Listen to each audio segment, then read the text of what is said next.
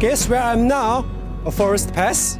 Actually, I'm on a road that traverses the Taklamakan Desert from north to south. The 522-kilometer Tarim Desert Highway went into operation in 1995. It passes through China's largest desert, Taklamakan, from north to south. It shortens the travel distance between Urumqi, the capital of China's Xinjiang, and Haltan Prefecture by 500 kilometers. To prevent the erosion of the highway by quicksand, a project was launched in 2003 to plant shelter forests along the road. Within around 2 years, the 436-kilometer-long green belts took shape. Look at this drip irrigation tap next to me.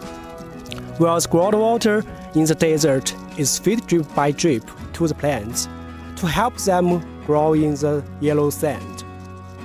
In order to irrigate and nurture the plants, 109 well stations have been built to pump water for the shelter belt.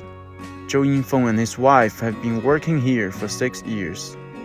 工作就是检查管子啊，有漏的地方就把它接起，把它修补好。 Electricity generated from the solar panels pumps groundwater to irrigate the trees, which absorb exhaust from passing cars. In this way, the road has managed to achieve zero pollution and zero emissions. On June 2, 2022, the Zero Carbon Demonstration Project of Tarim Desert Highway was put into operation.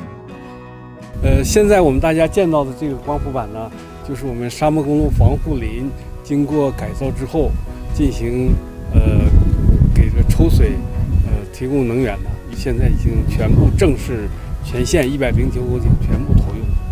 从此以后，我们就由常规的柴油发电转变为光合能源，这个太阳能发电。